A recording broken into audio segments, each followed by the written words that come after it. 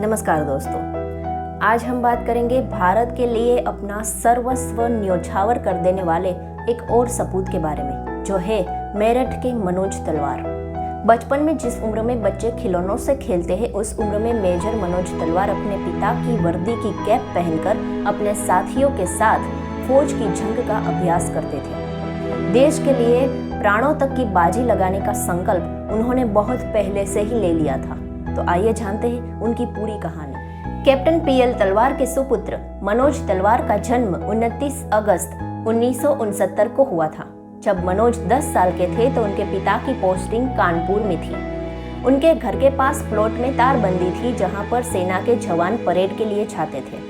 मनोज हर रोज वो तारबंदी कूद कर जवानों को हेलो बोलकर वापस आ जाते थे। अपने पिता की ड्रेस पहनकर अपने साथियों के साथ जवानों की तरह जंग के सीन बनाते थे।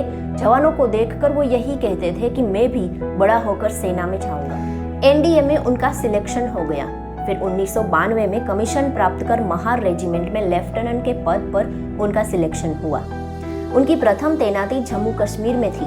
फिर कमांडो की विशेष ट्रेनिंग के बाद उन्हें असम में उल्फा उग्रवादियों का सफाया करने के लिए भेजा गया। फिर फरवरी 1999 को उनकी पोस्टिंग फिरोजपुर पंजाब में हुई, लेकिन देश के लिए कुछ कर गुजरने की चाह रखने वाले मनोज तलवार ने सियाचिन में अपनी नियुक्ति की मांग की।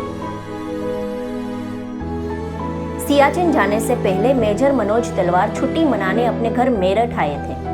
छुट्टी खत्म होने के कुछ दिन बाकी थे और उनके परिवार वालों ने उनके साथ शादी की बात की, जिस पर मनोज तलवार ने कहा कि मेरा समर्पण तो देश के साथ जुड़ चुका है। अभी तो देश की हिफाजत के लिए मैं वचनबद्ध हूँ। पता नहीं क्या हो, मैं किसी लड़की का जीवन बर्बाद नहीं कर सकता। और वो कारगिल चले गए। 12 जून 1999 को उन्होंने आखिरी चिट्ठी लिखी। वो क्रिकेट के बहुत शौकीन थे। उन्होंने अपनी आखिरी चिट्ठी में लिखा था कि भारत की पाकिस्तान पर क्रिकेट में जीत हुई, जिसका जश्न हमने दुश्मनों पर गोलियां बरसाकर किया।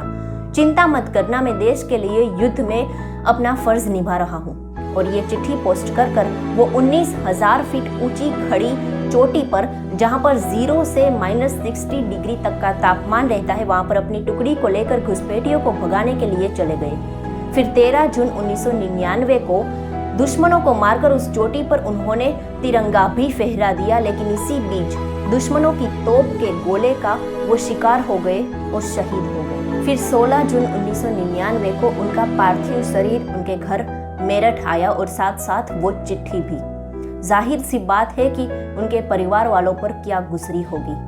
दोस्तों, ऐसे वीर सपूतों को देश हमेशा नमन करता है। क्रांतिकारी सेना की ओर से ऐसे वीर सपूत को कोटि कोटि सलाम। तो मिलते हैं एक नई स्टोरी के साथ। जय हिंद, जय भारत।